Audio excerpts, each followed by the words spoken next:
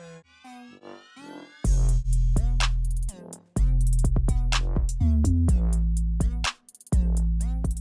this video, we're going to be taking a look at a couple masses that are attached to a string that are all in equilibrium. And we're going to find an unknown mass of this blue block right over here. So the first step we're going to do is we're going to go ahead and draw our forces acting on both of our masses and on this intersection of where the strings meet as well.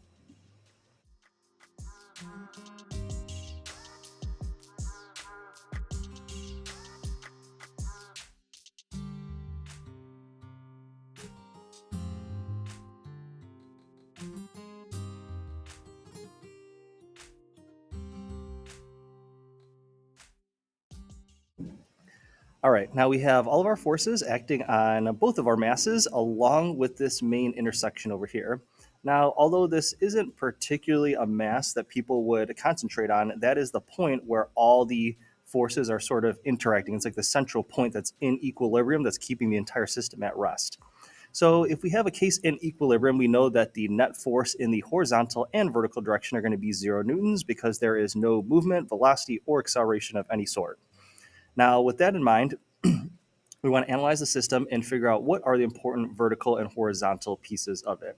So we want to make sure we take this one angled force and create an Ft2x and an Ft2y, which is basically our x and y component of each of these. Now, this looks a lot more complicated than it actually is, but we know that this Ft1 over here is the same as this Ft1, and this Ft1 is the same as this Fg over here. These ones are going to be equal and opposite of one another, or else the object wouldn't be at rest. So we know that this mg, whatever it may be, equals Ft1. And then also our Ft3 over here is equivalent to this Ft3 over here. And this Ft3 must be equivalent to this force of static friction, again, because it's at rest. We know that the Ft3 equals the force of static friction. So we know the force of static friction on our 3 kilogram mass is equal to our Ft3. And then also in our angled rope over here, we have our x and y components. So we can go ahead and write out some formulas. So we have the sum of forces in the horizontal direction. And if I'm taking a look at all the forces to the right, I only see this Ft2x. And I'm taking a look at all the forces on the left. It's basically this Ft3 pulling on that intersection. And we said this Ft3 is the same as this Ft3, which is equivalent to the force of static friction. So it's basically subtracting the force of static friction equals 0 newtons. Also, the sum of forces in the vertical direction, again, where our main focus is at this intersection right here, we take a look at all the forces pulling up on this part right here, which is just our Ft2y.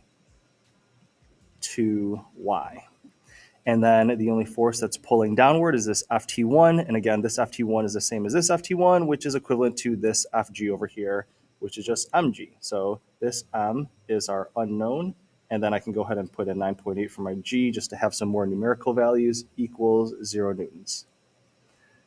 Okay, so let's go ahead and plug in some number values. As of now, it doesn't seem like we have much information, but generally what you want to do is just start with your force diagram, write your equations, and then put in any numbers you know at all, and that will typically lead you one step closer to the solution. So let's go ahead and do that.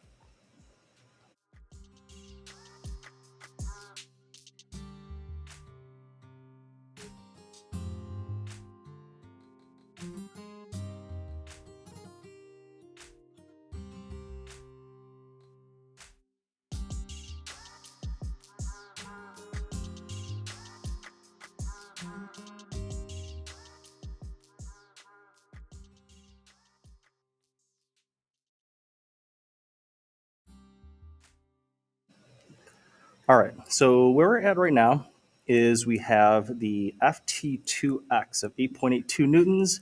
The force of static friction is the coefficient of static friction, which is 0.3 given to us, and then times the normal force of that 3 kilogram block. We know that the normal force over here is going to be the same as this Fg3 because those are the only vertical forces, and there is no movement in the vertical direction or acceleration of any sort. So we could just say 3 times 9.8 is 29.4 for our mg, so that is our Fn. So then we did mu s times the normal force, and that gave us 8.82, and then add that to the other side. So our Ft2x is 8.82 newtons. Okay, now that's really good news to us because we have this triangle over here and we have a 30-degree angle. Anytime you have one side and one angle of a triangle, that's good news because you can find any other side of the triangle as well. So let's go ahead and redraw this triangle on the side where there's a 30-degree angle, and we just found out the x component is 8.82. And I'm most interested in finding this right here, our y component, which will be too hard because we have everything we need. So ft2y is right over here. So we have the opposite and adjacent sides that we want to utilize, which means that we're going to use the tangent of 30 degrees, and that equals opposite, which is our ft2y, over our adjacent, which is 8.82. And then we basically multiply both sides by 8.82, and then we have our fty, which comes out to 5.09.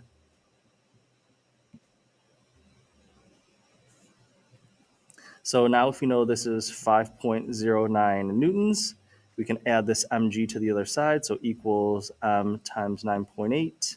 And then just finish off dividing both sides by 9.8, and then we have our mass.